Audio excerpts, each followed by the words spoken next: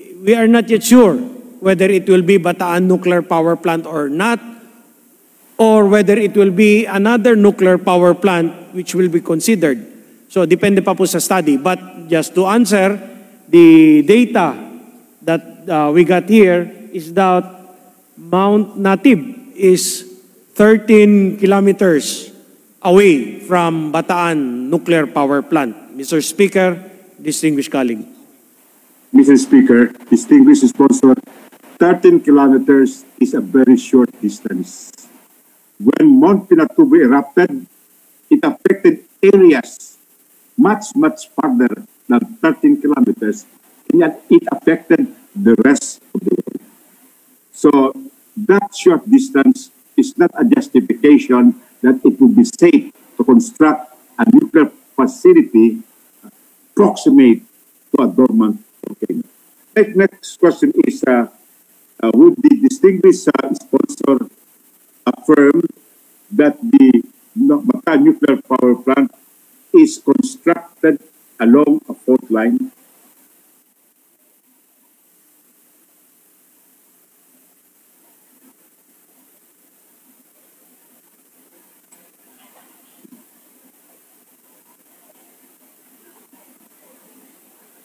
Mr. Speaker, can I request our distinguished colleague to please repeat? Medyo garbled po yung dating dito because of the internet connection. Pakiulit po.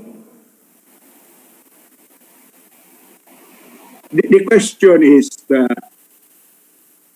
would the distinguished sponsor admit that the Bataan Nuclear Power Plant is constructed along a fault line?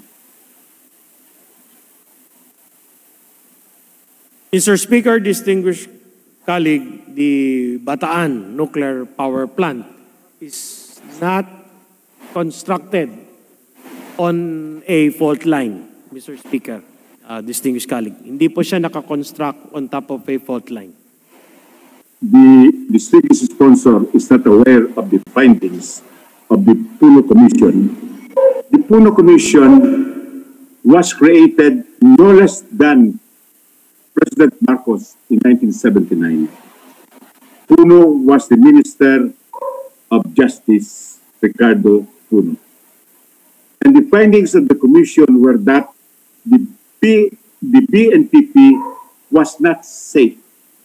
Its design was plagued with unresolved safety issues, and it was full of potential hazards to the health and safety of the public.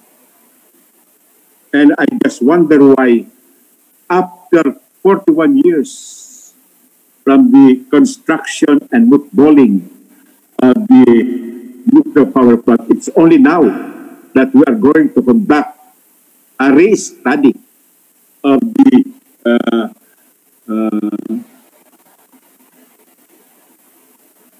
whether or not the Bataan Nuclear Plant should be revived, rehabilitated, and operationalized.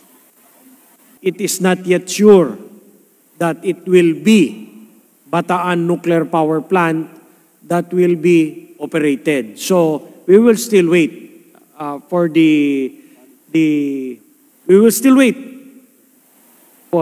policy. We will still wait for the study. And by that time, doon po natin malalaman kung Bataan Nuclear Power Plant po ba ang i-operate natin o hindi. Mr. Speaker, distinguished colleague.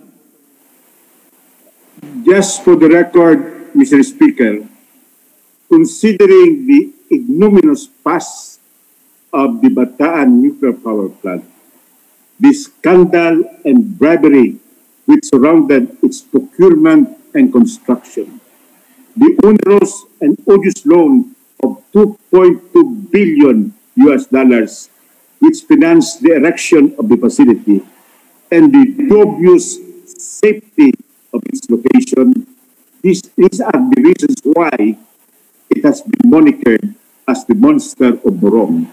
And as the monster of Morong, it should remain mothballed and should never be rehabilitated and operationalized despite any and all studies.